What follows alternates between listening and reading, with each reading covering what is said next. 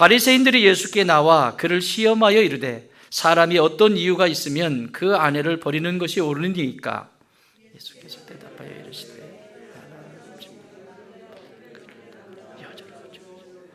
말씀하시기를 그러므로 사람이 그 부모를 떠나서 아내에게 합하여 그 둘이 한 몸이 될지니라 하신 것을 읽지 못하였느냐?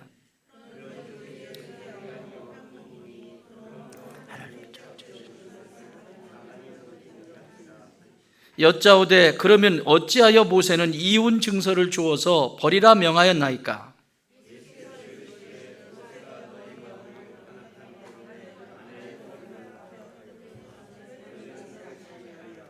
내가 너에게 말하노니 누구든지 음행한 이유 외에 아내를 버리고 다른 데 장가드는 자는 간음함이니라.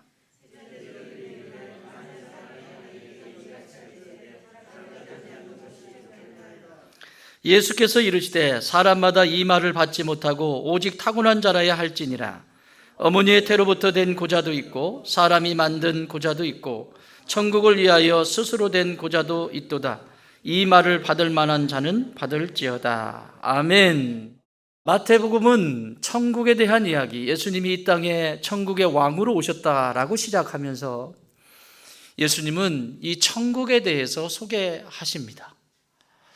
내가 천국의 왕인데 그 왕으로서 천국은 어떻게 생겼는지, 그리고 천국을 사는 존재는, 이 땅에서 천국을 사는 존재는 누군지, 그리고 살지 못하는 존재들은 왜 못 사는지, 이 천국에 대한 이야기들을 계속 얘기해 주시죠. 그래서 지난 18장까지는 어린아이들의 비유를 통해서 예수님이 말씀하시고 겸손과 온유에 대해서 말씀해 주셨습니다. 왜 천국이 없을까? 왜 살지 못할까? 온유하지 못하기 때문에. 다시 말하면 하나님의 말씀이 들리지 않는다. 온유라고 하는 것은 잘 길들여진 상태거든요. 주인이 쓰시기에 너무너무 좋은 말처럼, 소처럼 잘 길들여진 존재를 온유한 자라고 말합니다. 말 없고 조용한 것을 온유하다라고 말하지 않습니다. 하나님이, 왕이신 하나님이 말씀하실 때 그 말씀을 그대로 순종하는 것, 그것을 온유라고 말합니다. 겸손한 것은 나보다 남을 더 귀히 여기는 태도입니다. 누군가에게 나는 언제나 배울 수 있는, 배우려고 준비된 사람인 거죠.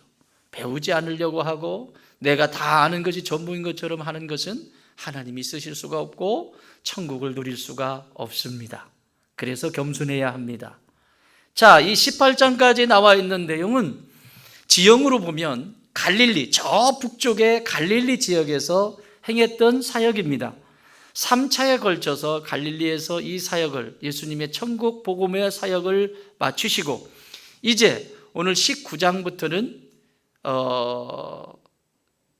예루살렘으로, 마지막 예루살렘의 십자가를 지기 위해서, 온 인류를 구원하시기 위해 십자가 지기 위해서 내려가는 길에서 일어난 사건입니다.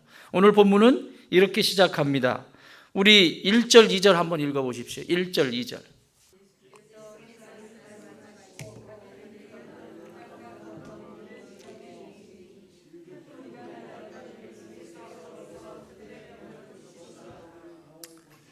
어디로 가셨다고 그래요? 갈릴리를 떠나서 요단강 건너 유대 지경에 이르렀다. 이 유대 지경은 다른 복음서에서는 베다니.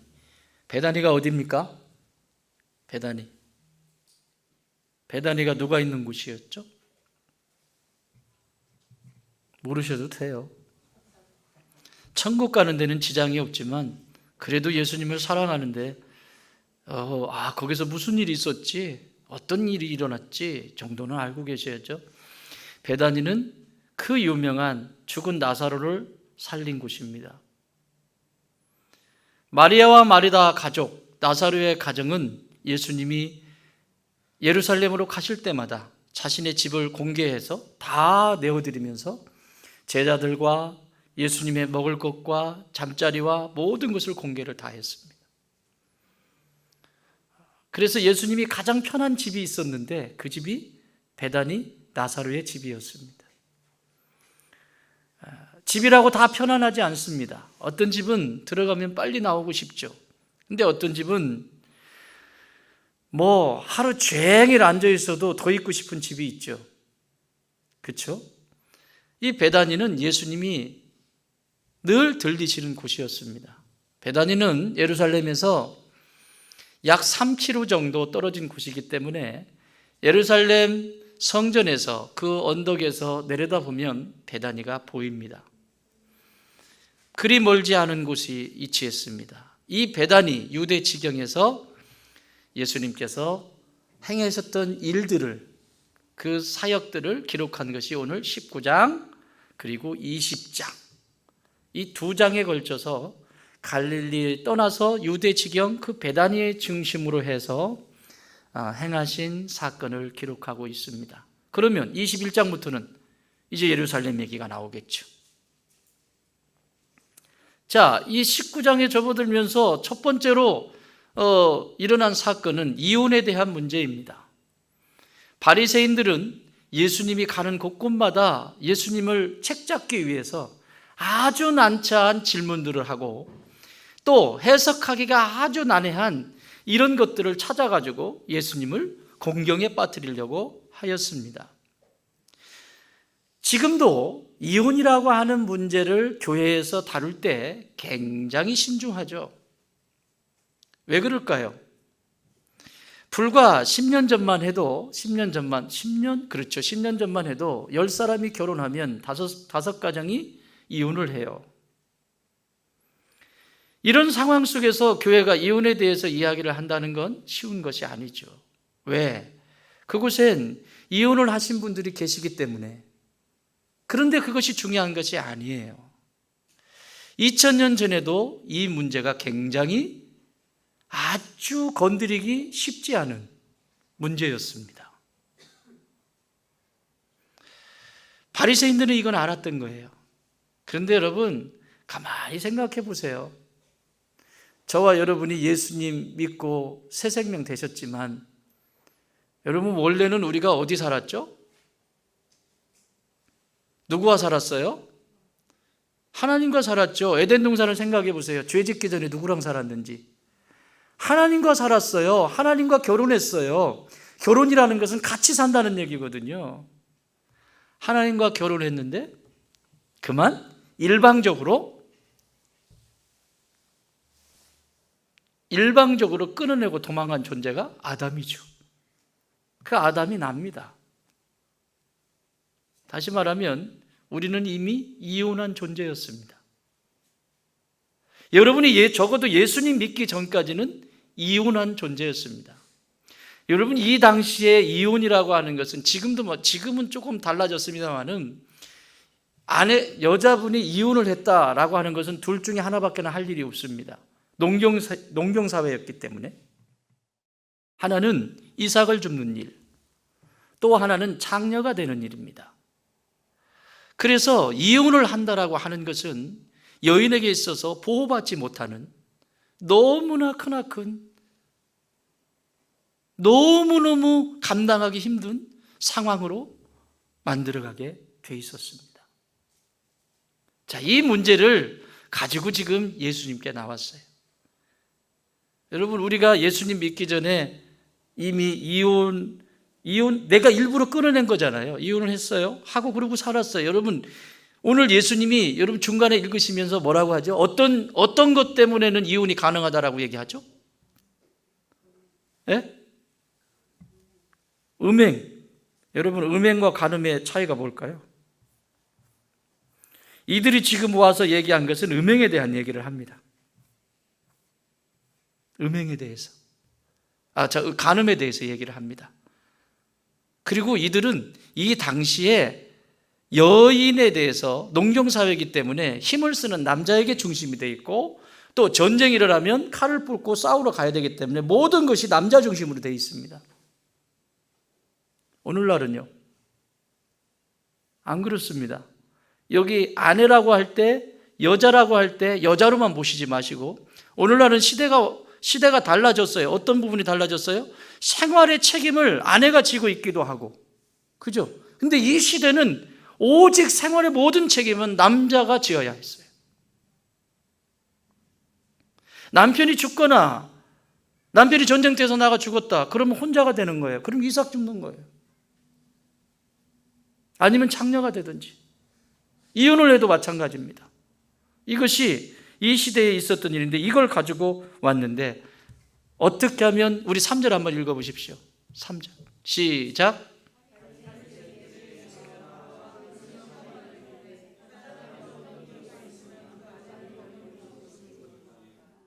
뭐라고 말해요? 어떤 이유가 있으면 그 아내를 버리는 것이 옳습니까? 여러분, 바리새인들에게 관심은 버리는 데 있습니다. 7절 시작. 여짜오되 그러면 어찌하여 모세는 이혼 증서를 주어 버리라 명하셨나이까? 두 번의 질문을 합니다. 바리새인들의 두 번의 질문, 예수님의 두 번의 대답, 그리고 제자들의 한 번의 질문, 그리고 예수님의 한 번의 대답, 이렇게 구조가 되어 있어요. 두 번째 질문도 똑같습니다. 7절에 보면 여짜오되 그러면 어찌하여 모세는 이혼 증서를 주어서 버리라 하면, 버리는 데 초점이 맞춰져 있습니다. 바리새인들에게는 생명과 관심이 없습니다. 생명에는 버리는 데 있습니다. 어떻게 해서든지 버리는 데 있습니다. 그런데 예수님은 어떻게 해서든지 살리는 데 있습니다. 바리새인들은 죽이는 데 있습니다. 예수님은 살리는 데 있습니다. 완전히 달라요. 오늘날도 마찬가지 아닙니까? 살아가면서 어려운 일이 있을 수 있고 힘든 상황이 닥치죠. 믿음의 사람입니다. 이건 믿음의 사람의 기준입니다. 밖에 예수 믿지 않는 사람은 우리가 건드릴 수가 없고요. 성경에 근거해서 하나님 말씀 붙들고 사는 믿음의 사람들에 대한 근거입니다. 어려운 일이 있고 또 정말 힘든 상황을 지날 때 그것이 하나님이 내게 주시는 시험이라고 받는 사람이 있습니다. 하나님의 나에게 주는 시험. 어떨까요, 이 사람은? 그 시험이 축복이 되고, 그리고 하나님을 신뢰하는 시간이 되기도 하고, 그리고 인내를 통해서 믿음이 연단되어지는 축복의 시간이 되죠. 이 믿음의 사람의 반응입니다. 어떻게 해서든지 이 상황 속에서 하나님이 내게 주신 시험이라고 믿는다면 하나님은 반드시 이것을 세워주실 것이고, 그리고 내 삶 속에 믿음과 신뢰로 여전히 인도하시는 하나님의 손길 안에서 연단되어져서 믿음의 연단의 과정을 통해 든든히 세워져 가는 그 축복을 누리게 될 것이라고 하는 확신을 가지고 시작합니다. 그러나 마귀에 붙들려서, 오늘 여기 마귀에게, 지금 마귀는 버리고 죽이는 데 관심이 있다고 그랬죠.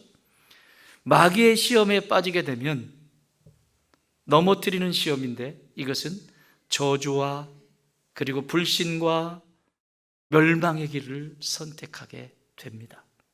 그래서 생각 속에는 늘 버리는 생각을 갖기 시작합니다.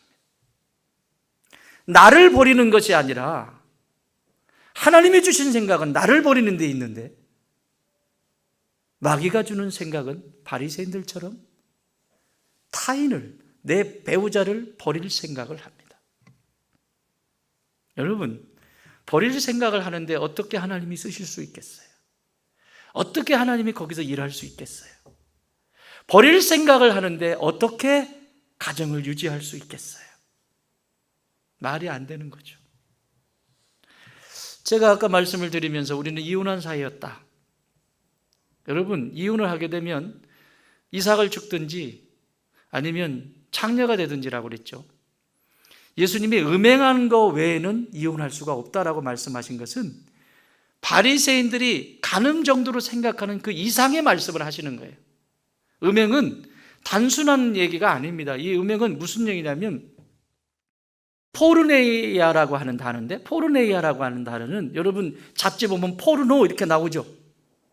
포르네이아라고 하는 이 단어의 뜻은 불법적인 상품적인 상품으로 만들어낸 성적 타락을 이야기합니다.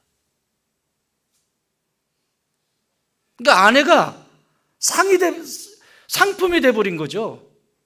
이게 더 나가서 수간, 동물과 관계하는 수간, 동성애, 그리고 더 나가서 근친상간, 이걸 영적으로 볼 때 우상숭배, 여기까지 포함하고 있는 것이 음행이라고 하는 단어예요. 그러니까 단순한 말이 아닙니다. 이 얘기는 뭐냐면 이혼할 수 있다 없다? 없다라고 하는 말을 이렇게 강하게 이야기를 하시는 거예요. 안 된다라고 하시는 말씀이에요. 음행한 연고 없이 네 아내가 가서 창녀처럼 나와가지고 성이 상품이 돼버려가지고 그렇게 살았냐? 그러면 그건 이혼거리가 돼. 그리고 수간을 했냐? 뭘 했냐? 간음을 포함한 것이 음행에 대한 얘기입니다. 이렇게 강하게 이야기를 하는데, 여러분, 저와 여러분이 예수님 내가 만나기 전에 이혼하고 그러고 다니지 않았습니까? 세상 속에서 상품이 돼가지고 남들에게 나 좀 알아달라고. 예수님 만나기 전에 그러지 않았습니까?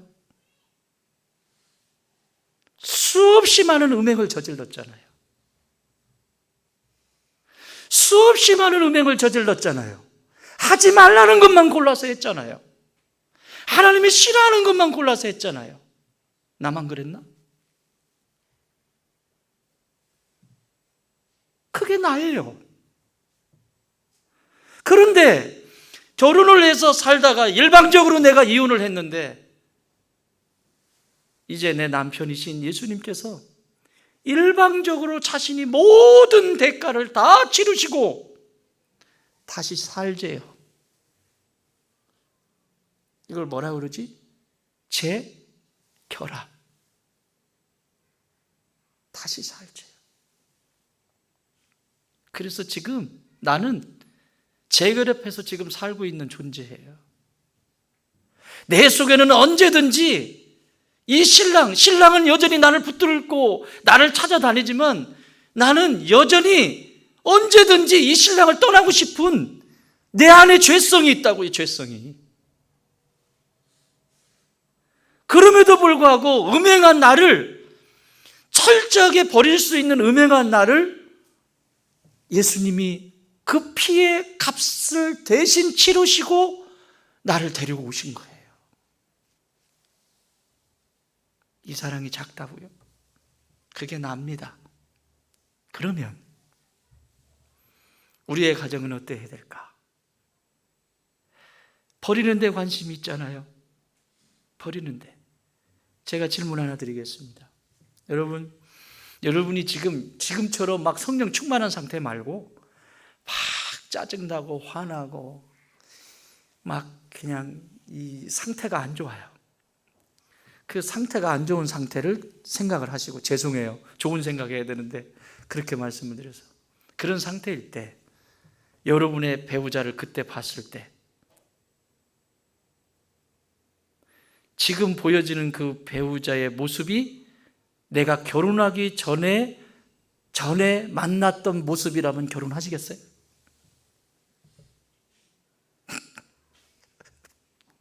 지금 그런 존재가 이전에 내가 결혼하기 전에 이런 모습이 그때 비춰졌다면 결혼했겠냐고.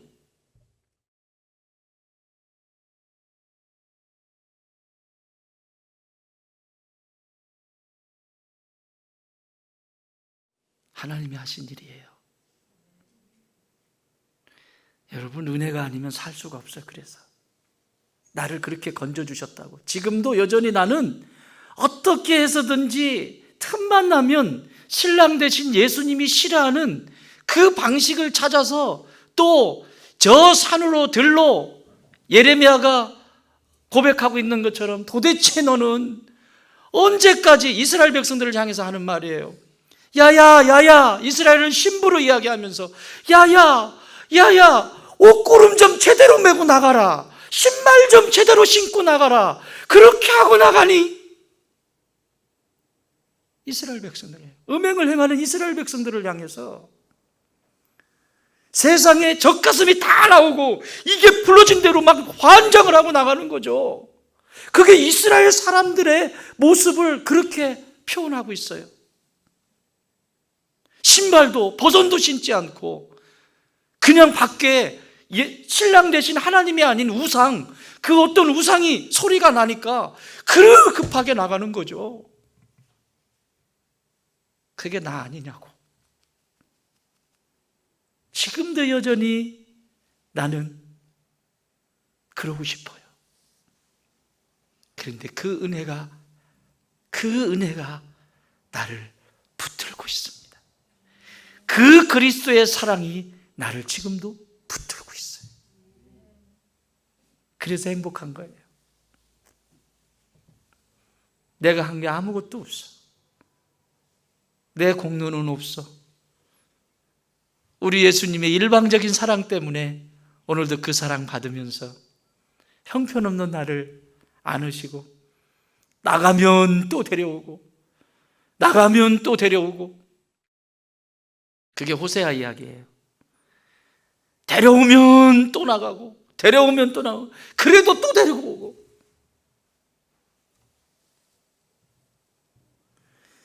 이런 악한 질문을 하는 이 바리새인들의 질문의 의도는 예수님을 무너뜨리려고 하는데, 학파도 달라. 이혼에 대한 견해를 다르게 보는 학파들이 있어요.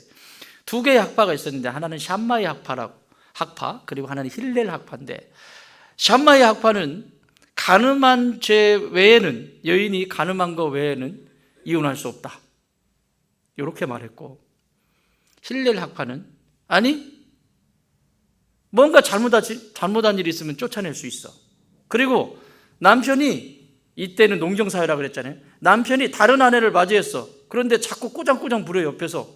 그리고 너 나가 하면 이혼할 수 있어. 이게 이 시대의 정신적인 지주, 정치, 이 시대의 종교 지도자는 정치까지 다 연결이 돼 있어요. 법을 채택할 수 있는 이런 능력을 가진 사람들의 등에 사탄이, 마귀가 이들을 조종하는 거죠.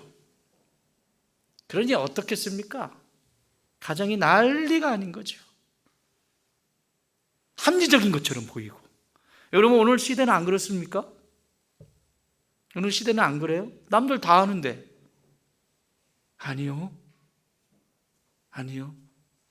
오늘 그 얘기를 예수님이 말씀하시는데, 이혼해도 됩니까? 라고 물었으면 예수님이 이혼해도 된다 안 된다 이렇게 얘기하시면 되는데, 4절에서 이렇게 말씀하세요. 4절 시작.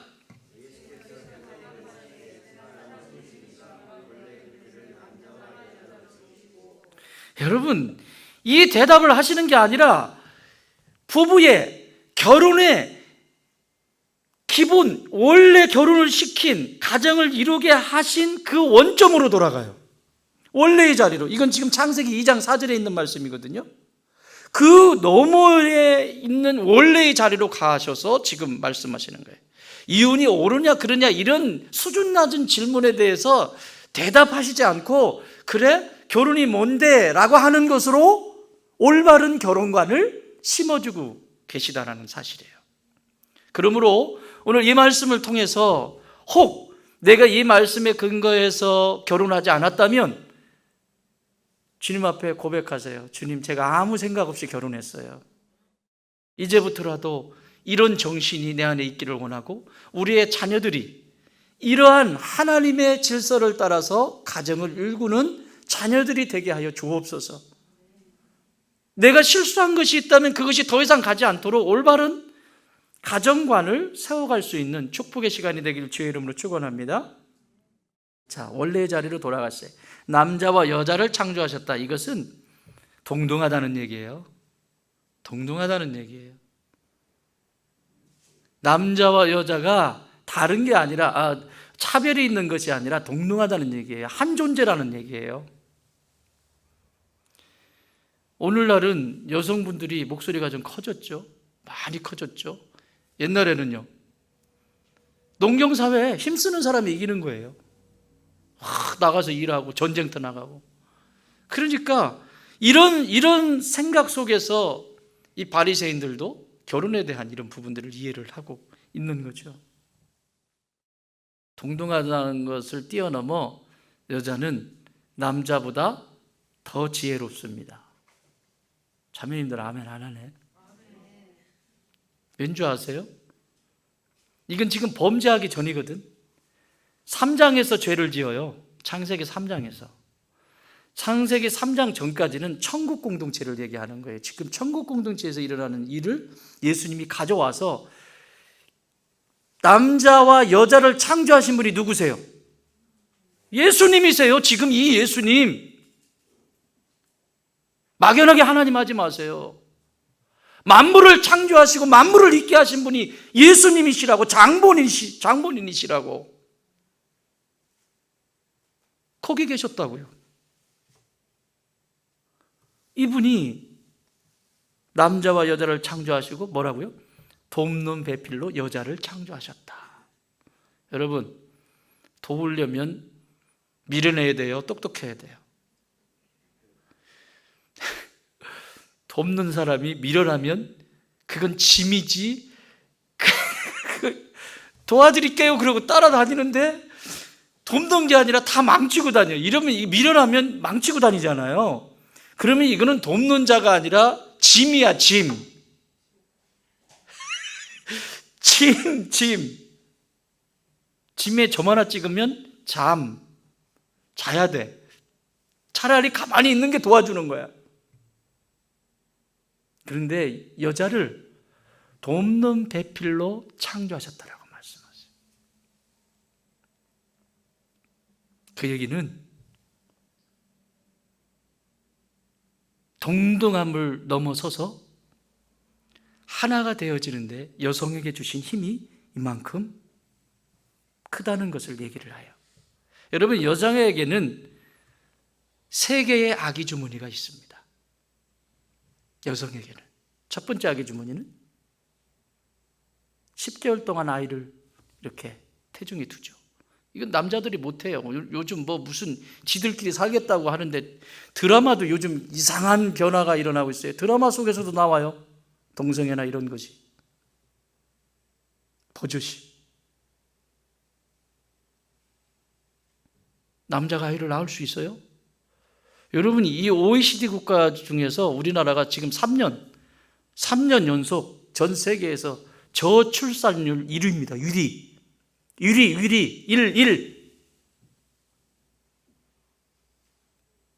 나라도 작은데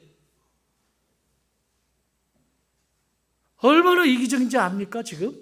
이 시대가? 그러니까 올바른 결혼관이 없기 때문에 엉망인 거예요, 지금. 그냥 만나면 나이트클럽에서 부킹 한번 해가지고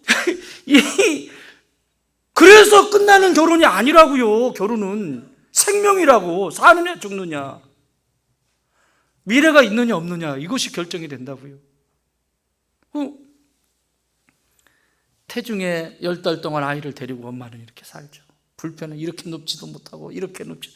제 아내 보니까 이렇게 눕지도 못하고 저렇게 눕지도 못하고 힘들어가지고 화장실도 자주 가야 되지. 이게 무슨, 먹기 싫은 것도 먹어야 되지. 아이를 가지니까 먹기 싫은데도 막 꾸역꾸역 먹더라고. 옛날에는 무슨 약이나 이런 게 많지 없었잖아요. 요즘은 이런 약도 좋은 게 많이 나오더만. 그런데 옛날에는 그냥 밥으로 다 채워야 되잖아요. 밥으로.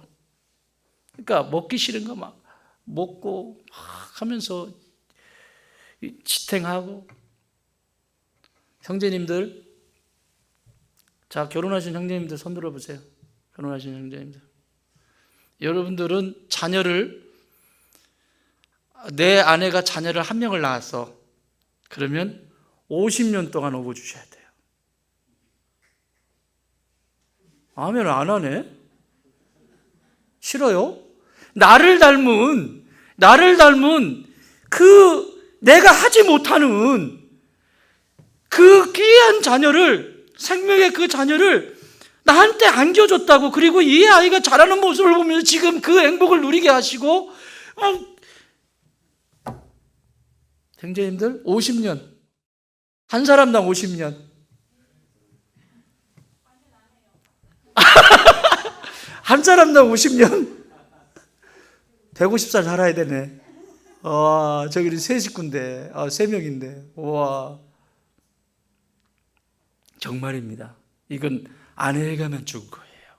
여자에게만 준, 하나님이 주신 특별한 아기 주머니 선물이에요. 근데 이걸 함부로 해요. 생명이 담기는 그릇인데, 두 번째 아기 주머니는 정신적인 주머니죠. 정신적인 아기 주머니예요. 엄마를 통해서 자녀에게 그대로. 어저께 우리 이승재 목사님 자기의 살아온 삶에 대해서 간증했잖아요. 예? 자기 아버지, 술 먹고 알코올 중독인 그 아버지, 월남전에 가가지고 이 포탄 속에 선우들이 죽어가는 이 모습을 자기는 알지도 못하고, 그러니까 여러분, 이런 트라우마가 있으면요, 술을 먹지 않으면 잠이 안 와요. 그리고 무슨 일 중독에 빠지든지 뭔가 일을 해야만 그걸 잊어버릴 수가 있어. 그 전쟁터에서 내 전우가 죽어가는 모습을 바로 앞에서 보고 포탄이 떨어져 팔이 잘리고 이런 끔찍한 트라우마를 가지고 있기 때문에 정상적인 생활을 하는 게 쉽지가 않다고요. 그러니까 이분은, 자기 아버지는 술에, 알코올에 그냥 술 먹고 잊어버리니까 계속 술 먹고 잊어버리라고 하는데, 술만 깨도 또 문제고 술을 먹어도 문제고, 그런 밑에서 성장했다고. 그것도 불교 집안에서. 그래서 고등학교가 됐어요. 얼마나 피가 끓을 이제 막 끓을 때예요. 피가 막 이렇게 올라오는데, 아버지가 엄마를 구타하는 장면을 봤어요. 피투성이가 됐어요.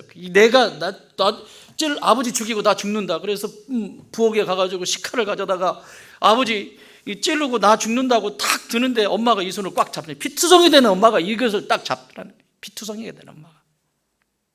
안 된다. 엄마 때문에 이걸 뒀나. 근데 요즘은 어떻죠? 더해.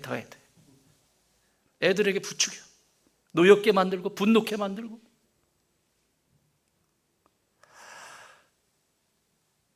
정서적인, 심리적인 아기 주머니가 엄마한테 있어요.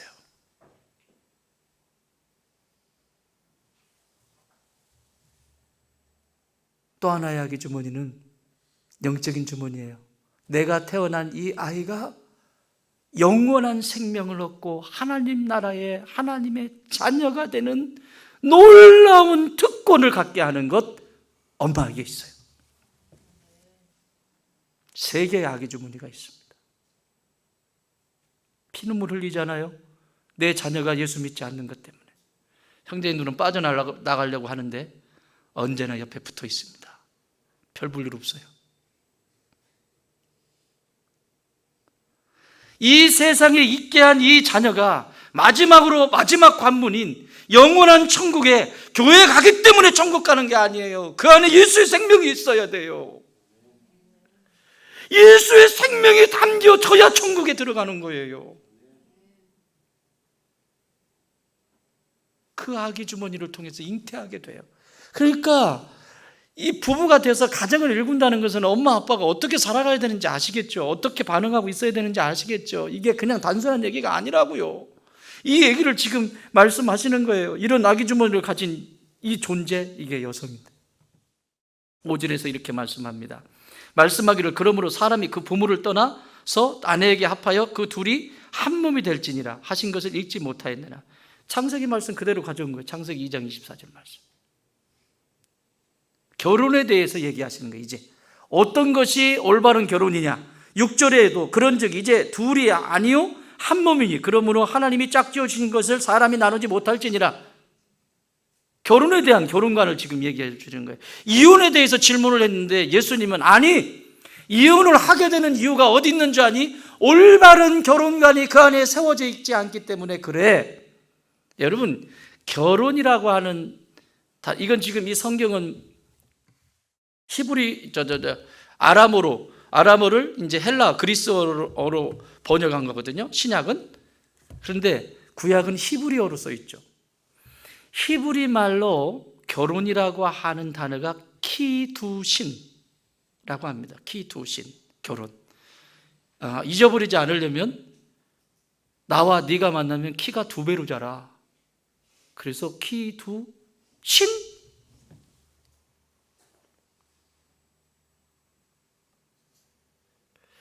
키도신이라고 하는 이 히브리인들의 가지고 있는 결혼관은 이런 겁니다.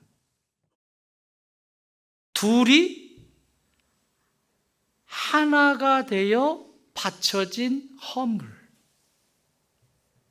누구에게? 하나님께 바쳐진 허물이라고 하는 뜻이에요. 둘이 하나가 돼서 받쳐진 헌물. 그러니까 나 혼자면 헌물이 하나인데 둘이니까 두 배가 되는 거지. 결혼이라고 하는 것은 너와 내가 그냥 기분 좋아서 뭐 하다 보니 그냥 사는 이런 게 아니고 하나님께, 당신과 내가 만나서 하나님께 드려진 존재입니다. 그래서 사람이라고 하는 단어가 그리스 말로 안드로포스라고 하는 단어거든요. 사람. 이 안드로포스라고 하는 이 헬라 말은, 그리스 말은 하늘을 쳐다보는 존재, 이게 사람이에요. 사람은 땅을 쳐다보는 존재가 아니라 하늘을 쳐다보는 존재예요. 안드로포스.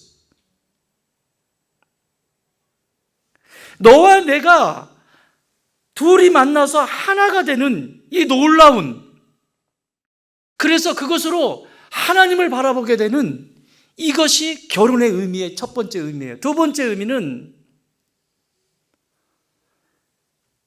부부가 서로 받쳐진 몸이잖아요. 이제 서로에게 계속적으로 헌신하는, 서로에게 헌신하는 형태를 결혼이라고 말했어요. 받으려고 하는 것이 아니라 헌신하는 거라고요. 헌신. 이해가 되십니까?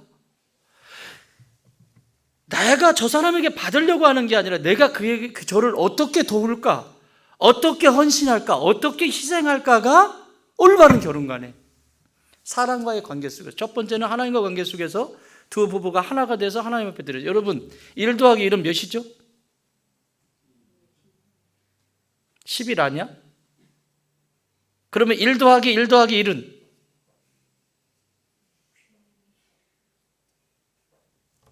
이게 비밀이에요. 성부, 성자, 성령 하나님. 1 더하기 1 더하기 1은 1. 하나님. 한 분이시라고요. 부부를 뭐라고 말씀하세요 지금? 둘이 한 몸이 될지라. 1 더하기 1은 1. 한 몸. 이 하나님의 원형적인, 이 삼위일체의 원형적인 모습을 부부에게 담아놓으셨다고요. 할렐루야. 그러니 이 부부가 얼마나 소중하냐고. 얼마나 소중. 하나님의, 삼위의 하나님의 그 모습을 부부라고 하는 이 곳에 담아놓으신 거예요. 자, 그러면 오늘 예수님이 결혼이 어떤 것이 참다운 결혼인지 여기 지금 쭉 설명해 주고 계세요. 첫 번째는 부모를 뭐 해라? 부모를 뭐 해라? 떠나라.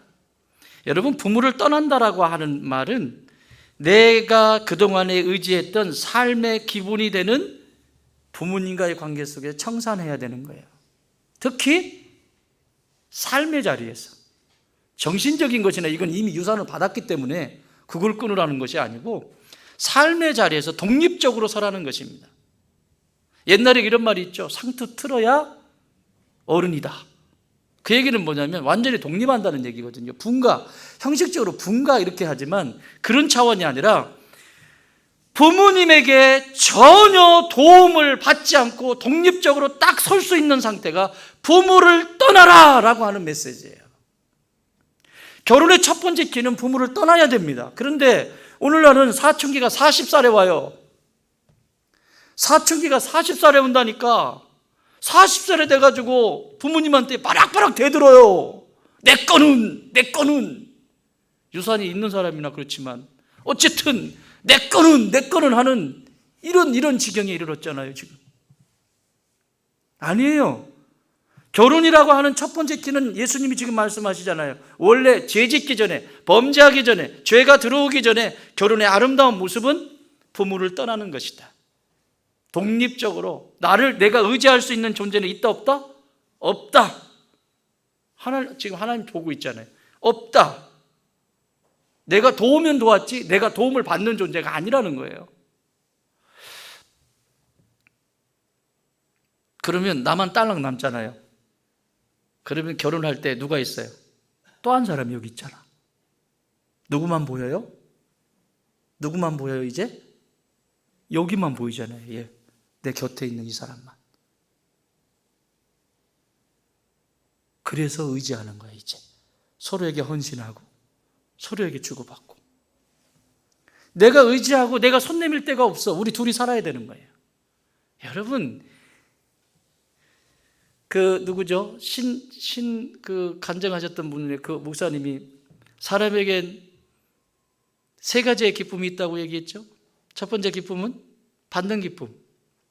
누군가 나에게 우리에게 뭔가를 줄 때 받는 기쁨이 있죠. 그런데 이거 오래가지 않아요. 왜요? 사람은 끊임없이 욕심이 있거든. 요만큼 주면 그때는 좋아가지고 막 덤블링하고 난리를 치는데 조금 지나면 또 욕심이 생기거든요. 그래서 그 받는 기쁨은 얼마 가지 않아요. 두 번째 기쁨, 성장하는 기쁨, 되어지는 기쁨, becoming, 되어지는 기쁨이 있다고 그랬어요. 그러니까 내 자녀를 보면 우리가 부부가 이제 결혼을 했어요. 그럼 서로 성장하게. 여러분, 사랑이 뭐라고요? 사랑은 내 배우자가 내 주변에 있는 사람을, 내가 누군가를 사랑한다면 그 사람이 성장할 수 있도록 도와주는 것이 사랑이에요. 그게 예수님의 사랑이라고. 예수님은 자신을 전부 내어주시면서 내가 성장하는 기쁨을 맛보게 하셨다고요. 그러니까 내가 배우자로 선택했다. 그러면 내 배우자가 나 때문에 일그러지거나 축소되거나 자꾸 그러지 않도록 이 배우자가 성장할 수 있도록 내가 희생이 돼야 돼요. 그러면 그것이 또 내게 오죠. 그 우스갯소리가 있잖아요. 남편을 왕으로 여기면 내가 뭐가 돼요? 왕비가 되는 거죠. 그런데 남편을 마당새로 여기면 내가 마당새 부인이지 뭐, 마당이나 쓸고 있어야지 뭐. 그런 얘기가 있을 정도로 말이에요. 그러면 여기만 보이는 거예요. 왜 오늘날 이렇게 이혼을 쉽게 할까요? 또 다른 존재가 있다고 생각하기 때문에 그래요. 이 사람 말고 또 다른 존재가 있다는 거예요. 교회는 안 그래요? 이 교회 말고 또 다른 교회가 있다는 거죠. 아닙니다. 단 하루를 살아도 이 사람이 마지막이다. 따라합시다. 이 사람이 마지막이다. 그런 간절함으로 사셔야 돼요. 그래야 성령께서 도와주세요. 그래야 성령께서 내게 지혜를 주시고 지금 내 삶 속에서 기쁨을 주시고 그 속에서 행복이 뭔지를 알게 하시고 영원한 천국에 그 놀라운 거룩한 신부로 다듬어지게 되어 있습니다. 두 번째는 뭐라고 가르쳐 주세요? 둘이 뭐라고요? 하나가 될지라. 아까 얘기했죠. 1 더하기 1은 2여야 되는데 하나라고. 하나, 부부는 하나. 그래서 이 여자라고 하는 뜻이 이샤와 이씨. 그 찬양도 누가 만들었더라고요. 이씨와 이샤. 이샤는 여자고요. 이씨는 히브리 말로 남자예요. 이씨는 이 남자, 이씨라고 하는 남자는 이런 형용사를 가지고 있어요.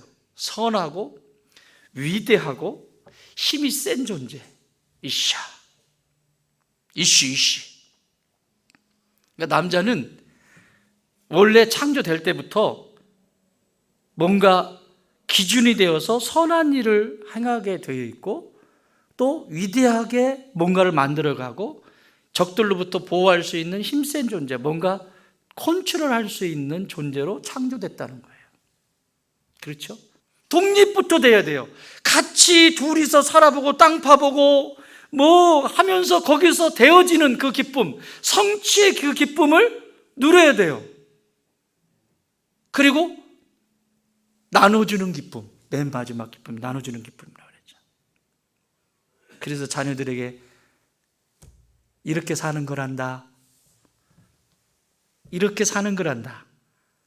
나눠주는 그 기쁨으로 충만케 되길 주님의 이름으로 축원합니다. 세 번째는 여기 뭐라고 얘기해요? 하나님이 뭐 했다? 짝지어 주셨다.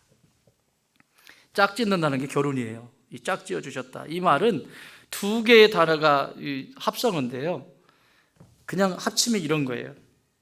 함께 멍에를 맨다라고 하는 뜻이에요. 짝지어 줬다는 거죠. 함께 멍에를 매.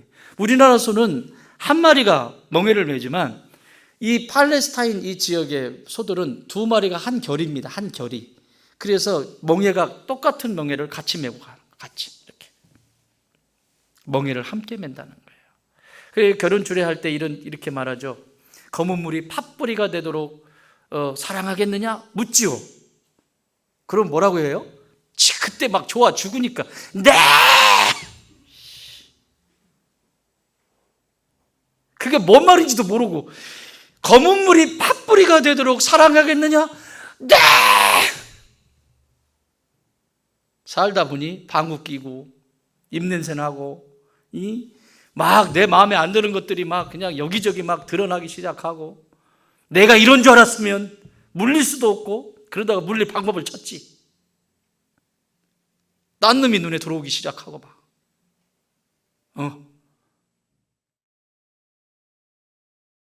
성경적인 해석은 함께 멍에를 맨다는 거예요.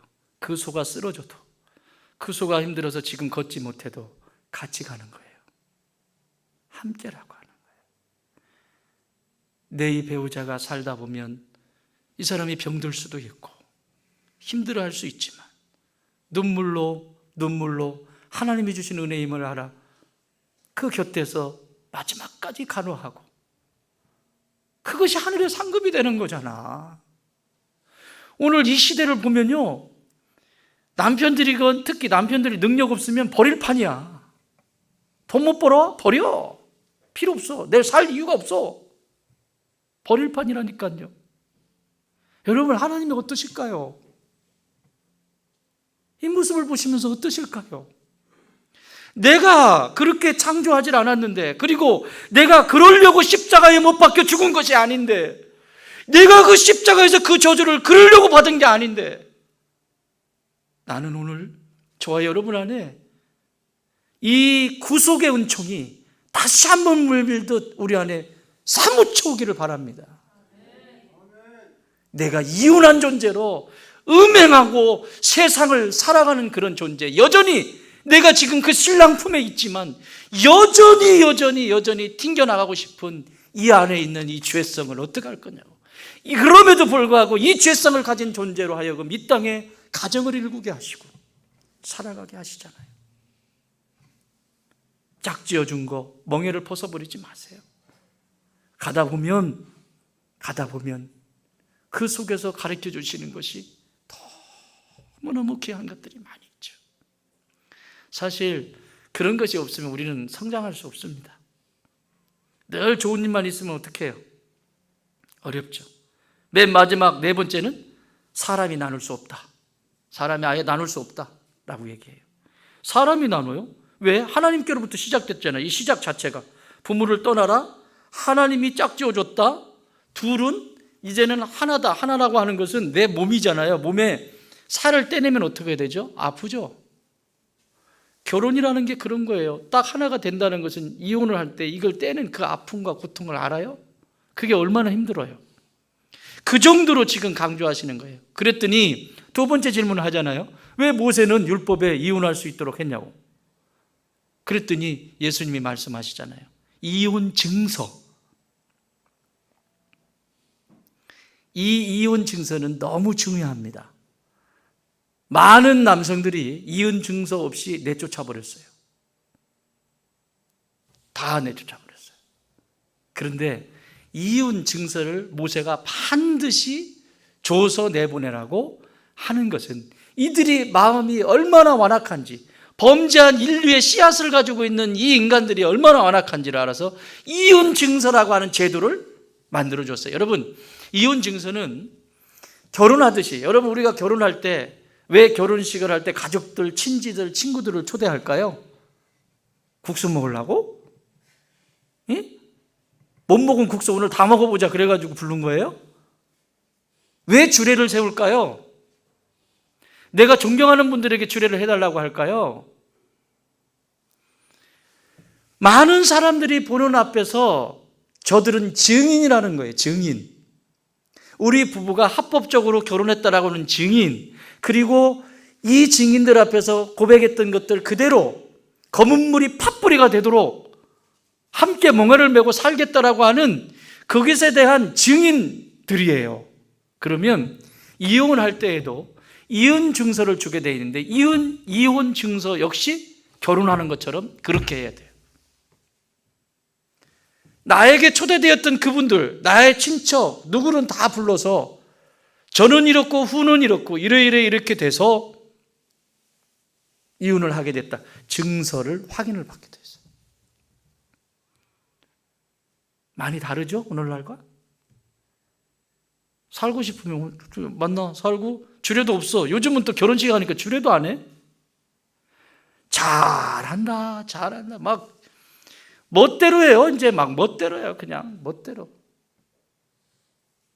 그러고 살다가 또 금방 주례도 없어요. 요즘은. 이거는 성경이 우리에게 가르쳐준 결혼관이 아니에요. 믿음의 사람들은 이렇게 하면 안 돼요.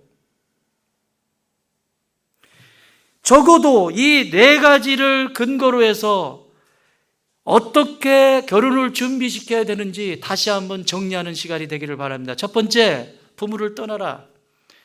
얘가 결혼할 때 되면 엄마 아빠 도움 없이 살 수 있는가? 엄마 아빠 피 빨아먹는데 결혼시켰다. 계속 고생하는 거죠. 계속 고생하는 거죠. 이건 결혼시켜가지고 이제 여기까지 먹여 살려야 돼. 성경적인 결혼관 아니에요. 두 번째, 둘은 하나다. 우리는 옛날에 황산벌 보셨죠? 황산벌? 계백장군. 우돌이 거시기 하기까지는 거시기 하여요. 갑옷을 입고 저녁에도 갑옷 입고 자고 계속 갑옷만 입고 있는, 벗지를 않아요. 왜? 전쟁이 안 끝났으니까. 계백이 얘기하잖아요. 우돌이 거시기 하기까지는 거시기 해야 된다니? 여러분, 둘이 하나라고 하는 것은 이런 의미예요. 힘들지만 그 영광스러운 하나님 나라를 보면서 나의 달려갈 길과 주 예수께 받은 사명, 곧 은혜의 복음을 증가하는 일을 마치려 하면은 나의 생명을 조금도 귀한 것으로 여기지 아니하였다라고 외치는 것처럼 내 인생의 마지막 날이 있는데 그 마지막 날에 부끄러움이 없도록 그 주님의 얼굴을 뵈면서 그 안에서 잘했다. 이전 것은 다 잊어버리세요. 여러분의 삶 속에서 어떤 것이든지 다 잊어버리십시오. 지금부터가 중요합니다. 언제나 하나님은 새로 시작하시는 분이세요. 믿으십니까? 뒤끝 장렬한 저 같은 사람이나 옛날 것 다시 얘기하지, 우리 하나님은 말씀 선포해 주시면 그날부로 새로 시작하는 거야. 아주 배알도 없으시다니까. 따라합시다. 오늘부터 새로 시작한다. 한 번 더. 나는 새 거요. 더 크게. 나는 새 거요. 새 거 맞습니까?